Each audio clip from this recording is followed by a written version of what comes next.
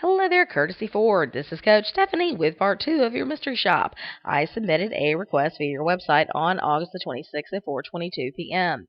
I received a email in my inbox at 4:26 p.m. and got a missed phone call from Harold at 4:28 p.m. Harold, you did a stellar job on the timing of your phone call and your email as well. Just be sure that you grab control of the call and use the script so that you can schedule an appointment and get them to your dealership. If you can't get an appointment, ask for a tentative time. Lock down a date to follow up at the very least. When you are scheduling your phone follow up, you want to be sure that you log down a specific day. If I don't hear back from you by Friday, I'll call you Saturday. You also want to be sure that when you get off the phone that you send a follow up email in less than 15 minutes. You did have an email that came later today after I had spoken to you, but because of the timing of that email, it came a little over an hour later. I went ahead and graded the email that first came because it gave you your better score. We want to make sure that we're getting a follow-up email out in less than 15 minutes so that we can continue building rapport and get them information that they may not have written down while you were on the phone. So since you're the one that spoke with the customer, you should be the one to send that follow-up email.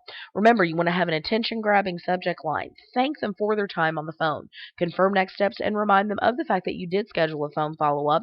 Be sure that you give them a value statement about your dealership that sets you apart from the competition. It should be free of spelling and grammatical errors and have a complete signature file. Taking a look, however, at the email that did go into my inbox before I had spoken with you, it did go into my inbox and it did come within less than 15 minutes. But when you're emailing before you've spoken to the customer, we want to be sure that the subject line is clear, not only who it's from, but what it's about. Validate their decision of vehicle with positive words or industry information. Set the expectation that they will be getting a future phone call from your dealership. Since you had called and left a voicemail within just a couple of minutes of this email, actually, I'm sorry, you sent this before you even attempted to call. Scratch that. You do it though when you're sending out the email before you've spoken to the customer.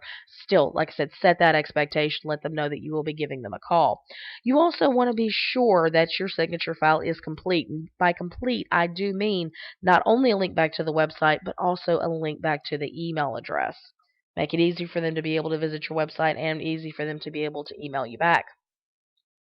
You did a great job of making sure the email was free of spelling and grammatical errors. It does have a lot of great information in it. You addressed availability. The email also gave information on the exact vehicle that I had inquired on. You gave a lot of great information, additional options, and that sort of thing. But we want to be sure that we are getting the customer on the phone, and once we've spoken to them, getting that follow-up email out. Okay, the follow-up email really is going to help you with that rapport with the customer. And I want you to keep in mind that 85% of customers that you speak to are going to end up purchasing something completely different than what you initially got your lead on. So we want to be sure that we just schedule an appointment and get them to the dealership. Don't get caught up too much in details, pricing and mileage. Save that type of thing for when they get there. Keep up the hard work and keep practicing. Your secret code for today is details. DETAILS, details. Say the details for when they visit the dealership. Keep practicing and have a great day.